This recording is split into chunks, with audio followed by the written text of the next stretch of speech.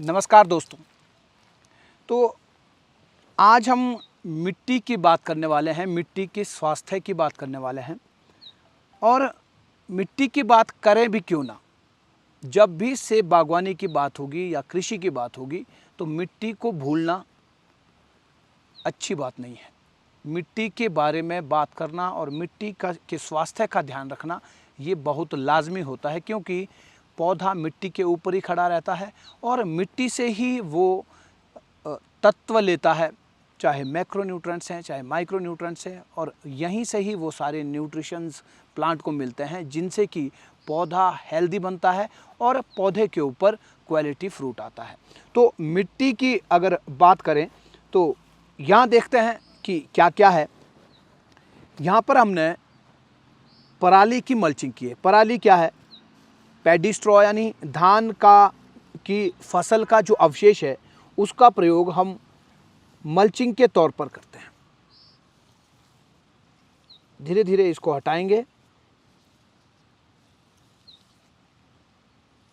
ऐसे देखेंगे कि मिट्टी के ऊपर मल्चिंग का क्या इम्पैक्ट रहा है, क्या फ़ायदा जो है इससे हुआ है। दोस्तों, लगभग 3-4 साल पहले हम लोग जो हैं मल्च शीट का प्रयोग करते थे मॉइस्चर को रिटेन करने के लिए, लेकिन जब देखा कि हम ऑर्गेनिक फार्मिंग कर रहे हैं, 2013 से ही ऑर्गेनिक फार्मिंग कर रहे थे, लेकिन मिट्टी में जो है कोई बदलाव नहीं आ रहा था। तो ऐसे में हमने जो है ये निर्णय लिया कि हम ऑर्गेनिक मल्च करेंगे, प्लांट रेजिड्यू का यूज़। ये आप देखें केंचुआ, अभी मिट्टी तो मैंने खोदी ही नहीं है, अभी सिर्फ मैंने मल्च हटाया है। ये केंचुआ देखो कितना स्वस्थ केंचुआ है, ये कितना हेल्दी केंचुआ है। ऐसे लग रहा है जैसे अभी नहा के आया हो। ये और यहाँ देखें,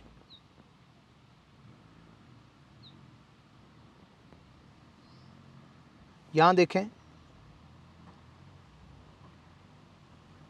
ये जो है केंचुओं की संख्या जो है, ऐसे जब हम मिट्टी में कोई ऐसा सिंथेटिक फर्टिलाइज़र नहीं डालते हैं तो जो है केंचुओं की संख्या लगातार अपने आप मिट्टी में बढ़ती रहती है। तो अब जो है आप देख रहे होंगे केंचुए ये ऊपर ऊपर ही है, अभी तो सिर्फ हमने मल्च हटाया है। अब साथ ही आप देखें मिट्टी जो है वो दानेदार है। क्या आपको दिख रही है? जैसे मुझे दिख रही है। थोड़ा क्लोज व्यू, ये दानेदार आप देख रहे हैं क्या? ये मिट्टी दानेदार होती जा रही है। केंचुआ जो है वो ज़मीन के अंदर रहता है, लेकिन ज़मीन के अंदर तब वो रहेगा जब ज़मीन में ऑक्सीजन लेवल सही होगा और आपने ऊपर से कोई मल्च शीट या मल्च मैट ना डाली हो, तब जो है केंचुआ उस मिट्टी में, उस केंचुए की पॉपुलेशन जो है वो बढ़ती जाती है। केंचुओं की संख्या जो है वो अपने आप बढ़ती जाती है। यहाँ आप देखें, यहाँ भी केंचुआ है।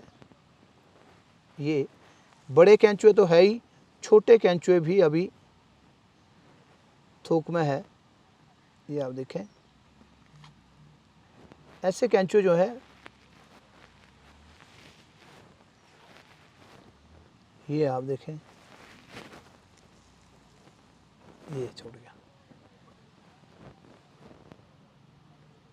मिट्टी जो है एकदम दाने, ये आप देखें कि केक है, केक, रेड वेलवेट केक। याद आ रहा मुझे कितना दानेदार होता है, वैसे ही जो है ये दानेदार है। मन करता है मुंह में डाल करके आनंद लिया जाए। ये आप देखें कितनी आसानी से जो है मिट्टी एकदम अलग अलग हो रही है। सारे ये जो है सॉइल के पार्टिकल एकदम अलग अलग हैं। ये ताकत है मल्चिंग में और मल्चिंग कौन सी, ऑर्गेनिक मल्च। ये ताकत है जीवामृत में।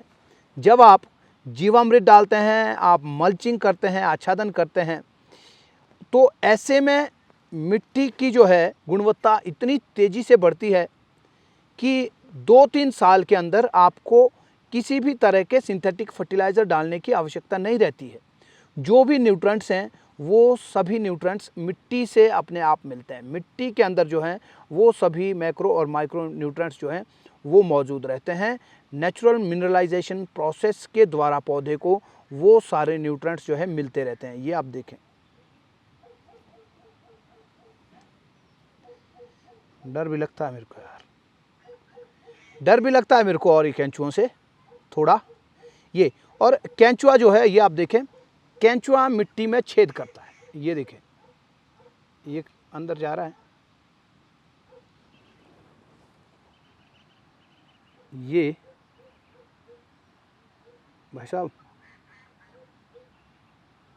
ऐसे ये मिट्टी में छेद करता है, यानी टनलिंग का काम करता है ये। और जिस छेद में से ये ऊपर आता है, दोबारा जब नीचे जाता है तो एक नया छेद करता है। साथ ही साथ वो छेद जो है दोबारा भरे ना, इसलिए उस छेद को जो है चारों तरफ से उसमें वर्मी वॉश की पेस्टिंग भी करता है। टनल को मतलब पक्की कर देता है। और जो वर्मी वॉश है वो इसका, ये जो कैंचुआ है, कैंचुआ एक केमिकल जैसा एक पदार्थ जो है वो छोड़ता है। इसका पसीना, आप कह सकते हैं कि कैंचुए का पसीना है वो अपने आप में खाद है। सबसे महंगी खाद है वर्मी वॉश। अगर आप खरीदना चाहते हो, बहुत महंगी मिलती है वर्मी वॉश, तो वो खाद तो है ही, साथ ही साथ उस छेद की वाटर प्रूफिंग करता है। तो वो जो वाटर प्रूफिंग होती है उस छेद की, तो वो किसी भी हवा, पानी या सॉइल इरोजन से वो छेद भरता नहीं है, वो छेद खुला रहता है। और वही छेद वर्षा जल को नीचे ज़मीन के अंदर लेकर के जाता है, जिससे ज़मीन के अंदर का पानी जो जल भंडारण है वो भर जाता है। उसके अंदर पानी खूब मात्रा में भरता है। और साथ ही साथ जब ड्रॉट कंडीशन बनती है, मई जून का समय आता है, धूप ठीक ठाक लगती है, बारिश होती नहीं, तो इन छेदों से ही जो कैंचुआ ने टनल बनाई है, इसी टनल से ही नीचे से पानी जो है वाष्पीकृत होता हुआ वाष्प के रूप में उस टनल के माध्यम से ऊपर आता है। और ऊपर जो पौधे की जड़ें हैं उनको पानी मिलता है। तो कितना बड़ा काम जो है ये कैंचुआ करते हैं। तो जब आप ऐसे मिट्टी का ध्यान रखते हैं तो कैंचुए की संख्या तो बढ़ती ही है। ये तो एक ही प्राणी है जिसकी अभी तक मैं बात कर रहा था। इसके अलावा करोड़ों करोड़ दूसरे प्राणी हैं जो इस मिट्टी के स्वास्थ्य की देखभाल करते हैं। वो प्राणी क्या है? वो बेनिफिशियल फंगाई है। फंगाई कौन सी? जो डिकम्पोज करने में, जो प्लांट रेजिड्यू है उसको डिकम्पोज करने में मदद करती है। जैसे माइकोरिज़ा है, माइकोरिज़ा एक नेटवर्किंग का काम करता है, एक नेटवर्क बनाता है मिट्टी में, और पौधों की जड़ों के पास दूर दूर से न्यूट्रेंट की सप्लाई करता है। तो माइकोरिज़ा भी एक बेनिफिशियल फंगाई है। इसके अलावा और करोड़ों करोड़ माइक्रोब्स जो है नीचे, नाइट्रोजन फिक्सिंग बैक्टीरिया हो गया, नाइट्रिफिकेशन बैक्टीरिया हो गया, डिनाइट्रिफिकेशन बैक्टीरिया हो गया, फॉस्फोरस को तोड़ने वाला, अवेलेबल फॉर्म में बनाने वाला या कन्वर्ट करने वाला बैक्टीरिया होगा। ऐसे जो है करोड़ों करोड़ माइक्रोब्स भी उस हेल्दी सॉइल में रहते हैं। तो पिछले कई सालों से बागवान भाइयों ने सॉइल को ख़राब किया है, ज़्यादा खादें डाल करके, ज़्यादा फर्टिलाइज़र डाल करके। लेकिन अब जो है फर्टिलाइज़र को कम करने की ज़रूरत है। ये आप देखें, कैंचुआ जहाँ भी हाथ लगाता हूँ, जहाँ से भी थोड़ी सी मिट्टी उठाते हैं, वहाँ जो है कैंचुआ दिखता है। और ये बच्चा है, ये देखो, ये थोड़ा बड़ा है, ये इसका छोटा भाई है। ऐसे तो ऐसे जो है जहाँ भी हाथ लगाते हैं कैंचुए तो अपने आप ही निकल जाते हैं। ये आप देखें, इतनी दानेदार मिट्टी कैसे हो सकती है।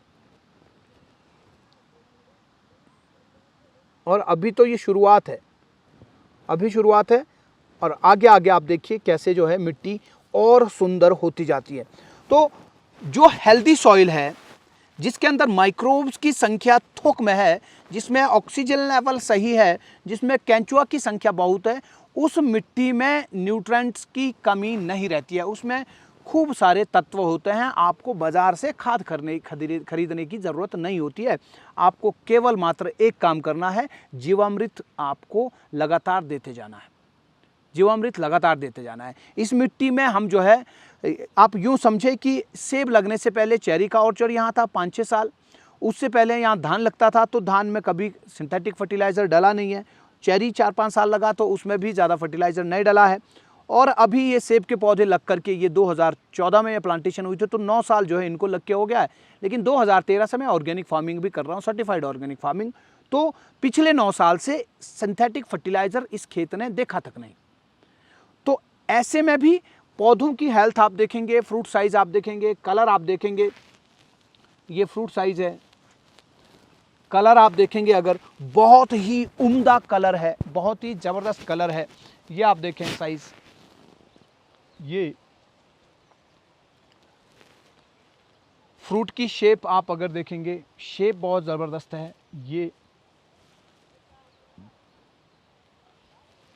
कहने का मतलब ये है कि मिट्टी को आपने स्वस्थ बनाना है, मिट्टी का ध्यान आपने रखना है, और जब ये आप करते हैं तो पौधे अपने आप हेल्दी रहेंगे, और पौधे के ऊपर जो फ्रूट आएगा उसकी शेल्फ लाइफ भी ज़्यादा रहेगी, उसकी क्वालिटी भी अच्छी रहेगी। तो हम सभी को जो है ज़मीन में माइक्रोब्स की संख्या बढ़ाने के लिए जीवामृत का प्रयोग करना और आच्छादन करना, ये काम हमको जो है हर एक बागवान भाई को करना चाहिए। तो आज इस वीडियो में फ़िलहाल इतना ही। मिलेंगे आपसे अगले वीडियो में। वीडियो को शेयर करना ना भूलें, और कमेंट बॉक्स में लिखें कि आपको ये वीडियो कैसा लगा और अगला वीडियो किस टॉपिक के ऊपर बनना चाहिए। शेयर ज़रूर करें, अधिक से अधिक लोगों तक इसको पहुंचाएं। हाँ, अगर आप डिटेल जानकारी से बागवानी की चाहते हैं, आप भी आधुनिक बागवानी सीखना चाहते हैं, तो खेतियारी ऐप को तुरंत डाउनलोड करें। गूगल प्ले स्टोर में जाएं और लिखें कि HETYARI और आज ही डाउनलोड करें, या फिर अधिक जानकारी के लिए हमारी टीम को आप कॉल कर सकते हैं 9888-688-842 पर। तो मिलते हैं अगले वीडियो में, तब तक के लिए नमस्कार, जय हिंद, जय भारत।